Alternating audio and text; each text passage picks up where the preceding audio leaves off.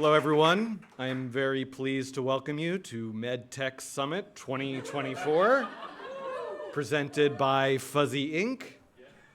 Our keynote speaker is the Executive Vice President and Creative Director of Fuzzy Pharmaceuticals Inc., Karina Chow.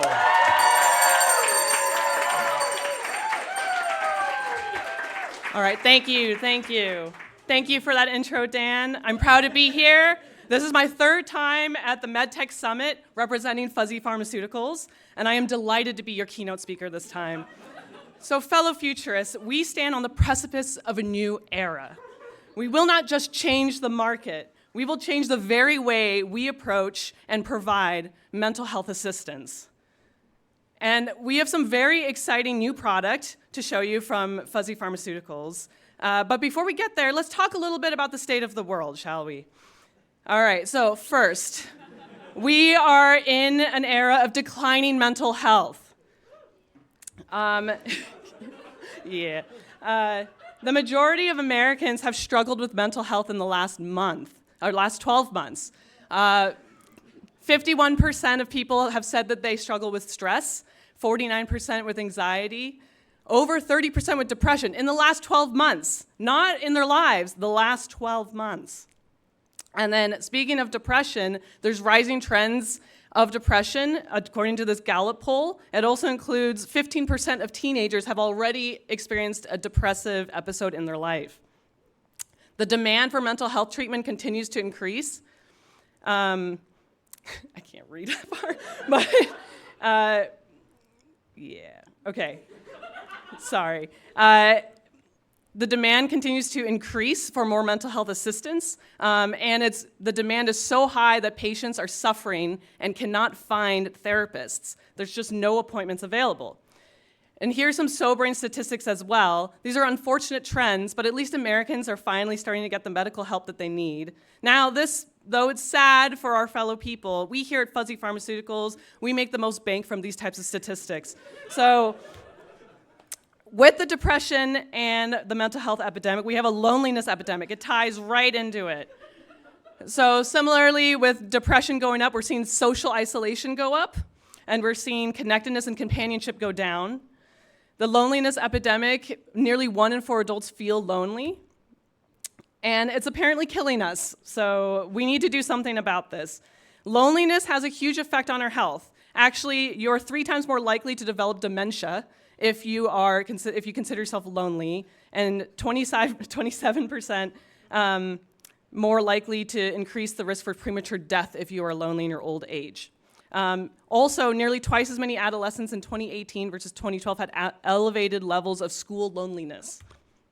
So there are already companionship services out there. There's care.com and Home Instead. These allow you to provide companionship for your elderly parents. You can also find companionship through renting a friend in Tokyo or renting a boyfriend or girlfriend. There's also companionship products, like physical products. So, oops, that skipped one. Okay. There's My Real Baby, which was intended for children, but they actually brought that into elderly homes to see if the elderly wanted to talk to them, and it actually, in Alone Together, Sherry Turkle interviewed several elderly people in nursing homes and assisted living quarters that used My Real Baby. And no, this is just a toy. It doesn't actually respond to anything. It's just a static baby. But these people thought that they were their closest companions and would sit them on the windowsill and talk to them. There's also Paro, the robot seal. This was a product developed in Japan in the early 2000s. Unlike My Real Baby, it does actually respond, but it doesn't speak. It's just very fluffy, has a bunch of different sensors, and can move around and react to what you're doing. And the great thing about Paro is that studies have shown that petting an animal can lower your cortisol levels by quite a lot, and it also increases your oxytocin levels. So, as we know as well, there's a huge popularity of AI right now. A lot of people around the world are turning to AI for their friendship and companionship instead of other people. We know about Replica as well. And as we also know, there's a huge investment in AI through venture capitalists. Nearly 3/4 of global VCs invested in AI over the past year. So here's this opportunity for synergy, okay? So we at Fuzzy Pharmaceuticals, we're in big pharma. We got big problems. I just laid them out for you. But big tech, they got the big solutions for our problems here. And so this is big innovation and big profits, let me tell you. So I think we can all agree, being in big pharma, access to affordable and real-time health information is a basic human right, and it's a civil right, right? And we want everyone to have access to basic health information and to explore their mental health in whatever way they can. This is also what Elizabeth Holmes believed. She is a true innovator in this space. So with all of that, we dare to ask the question, is it possible to create the ideal robot companion, one that can offer therapeutic and psychiatric advice, but can also comfort the patient, help release that oxytocin and lower that cortisol with some soft fur, and help them explore our catalog of medications? Can we create one that best serves our patients while being profitable with an ever-growing customer lifetime value? We think yes. So with that,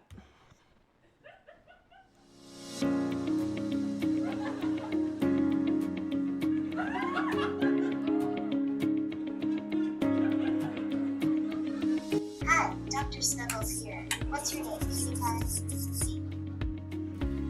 my name is Karina. Hi, Karina. It's so nice to meet you. How are you feeling today and how can I help? I just feel really stressed out about this presentation. I'm just very concerned, and I'm really nervous and extremely anxious.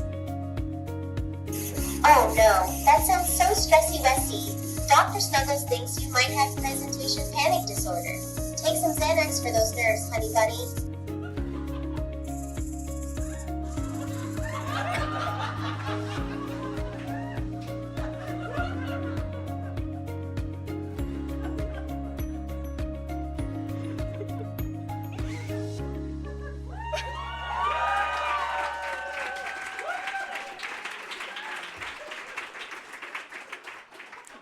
So that is Dr. Snuggles, our new product, soon to be open for pre-orders, don't forget. Here is our R&D findings from developing Dr. Snuggles. So according to good human-robot interaction principles, whenever you create a robot character, it should have a unique appearance with limited features. Otherwise, people will expect it to behave a certain way. So for example, if you gave something legs, people would expect it to walk, right? Dr. Snuggles is not gonna walk, but it will talk. So moving a mouth is very important. Moving the tongue to dispense the pill, also very important. Because we are seeking oxytocin release from petting soft, luscious fur, the fur is a must. The quality of the fur is a must. We actually met with Zoe, who is the CEO of Squishable, which is a company famous for making comforting luxury plushies. So we consulted her on which fur to use. The product's AI persona named itself Dr. Snuggles, so that helped shape the direction as well. We also got Iris Claudio, a voice actor, to voice its voice because we couldn't find one that was sufficiently ooh-woo enough, which is what I believe the kids call it these days. We were experimenting with GPT 3.5 Turbo, which is the point at which it named itself Dr. Snuggles. We were looking for a manner of speaking that's very comforting and disarming and indicative of a stuffed animal, and also to give that same kind of feeling that Paro the seal and all of those did as well. We noticed that sometimes Dr. Snuggles diagnoses patients with disorders that do not exist in the DSM-5 or the ICD-10. That's probably fine as long as it recognizes and treats the symptoms with our own products. So one more thing, the pill dispensing is the key feature here that is far more advanced than any other robot companion. We decided to have it dispensed through its mouth and its tongue, and we have iterated it to perfection, as you can see. Data can be mined to improve the services and to tailor recommendations for medication and products. If Esther Perel can make a career and a huge difference in people's lives by releasing a podcast of her private conversations with her clients, therapy sessions, so we too can mine our patient data for the betterment of society. Because loneliness is an epidemic, we suspect engagement will be very high. Dr. Snuggle units will be sold at retail and require subscription service to use. And you might think like, okay, who would buy a physical product and then use a subscription service? This is exactly what Peloton did during COVID. Peloton's model was renting or purchasing a bike and then requiring a subscription service without which it does not work. Now, Peloton didn't keep up their revenue post-COVID, as you can see, but that's because everyone went back to the gym. We are just seeing increasing levels of depression, so we just assume that ours is going to keep going up. So remember, the wellness industry is a $4.4 trillion market, so I think this is the perfect product. So let us change. Don't forget to pre-order your very own cuddly wuddly Mr. Snuggles. Let's change the world together. Let's change the world together, friends. Thank you so much.